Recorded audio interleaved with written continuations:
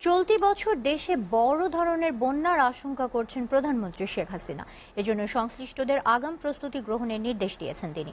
জাতীয় অর্থনৈতিক পরিষদের নির্বাহী কমিটি একনেকের সভায় প্রধানমন্ত্রী নির্দেশ দেন। এদিকে বাজেটের উন্নয়ন প্রকল্প বাস্তবায়নে অর্থবছরের শুরু থেকেই প্রস্তুতি নেওয়ার কথা বলেন তিনি। এছাড়া ঢাকার আশেপাশের কৃষি জমিতে আবাসন প্রকল্প গড়ে তোলায় কৃষিকাজ যেন ব্যাহত না হয় সেদিকে নজর দিতে বলেন প্রধানমন্ত্রী। তামান্না তাহসিন খানের প্রতিবেদন।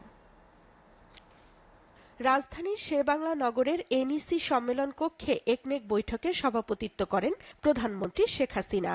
বৈঠকে ঢাকা অঞ্চলের কৃষি উন্নয়ন সহ 11 প্রকল্প অনুমোদন দিয়েছে জাতীয় অর্থনৈতিক পরিষদের নির্বাহী কমিটি। এর ব্যয় ধরা হয়েছে 5,459 কোটি 87 লাখ টাকা। বৈঠক শেষে সাংবাদিকদের ব্রিফ করেন পরিকল্পনা মন্ত্রী সাবেক মেজর জেনারেল আব্দুস সালাম। বলেন 4 জুলাই সব মন্ত্রণালয়ের সচিবদের নিয়ে বৈঠক করা হবে।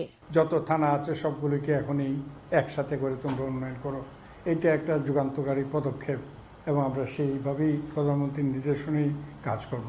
পরিকল্পনা মন্ত্রী বলেন চলতি অর্থ বছরে প্রথম 3 মাসেই উন্নয়ন প্রকল্পের কাগজে প্রস্তুতি শেষ করার কথা বলেছেন প্রধানমন্ত্রী।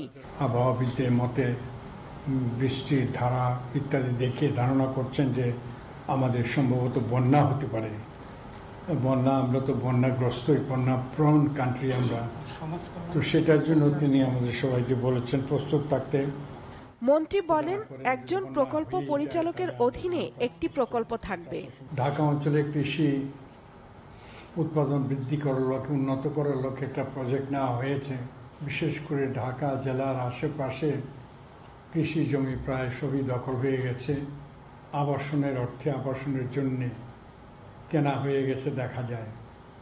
যেখানে যেখানে জমি রয়েছে সেগুলো যতদূর সম্ভব ত্বরান্বিত করতে হবে যাতে কৃষি উৎপাদন বৃদ্ধি পায় এবং বেশি হয়। পরিকল্পনা মন্ত্রী বলেন জমি অধিগ্রহণের ক্ষেত্রে ঘনবসতিপূর্ণ এলাকা এড়িয়ে চলার নির্দেশ দিয়েছেন প্রধানমন্ত্রী শেখ হাসিনা।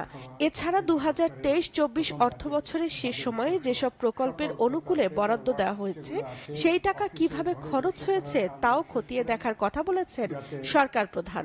বাজেট বাস্তবায়নটা যাতে খুব দ্রুত সুচারুভাবে করা হয়, প্রকল্প বাস্তবায়নের ক্ষেত্রে অগ্রাধিকার কাজগুলি চিহ্নিত করার জন্য নির্দেশনা দিয়েছেন। তামান্না তাহসিন খান, এসএ টিভি, ঢাকা।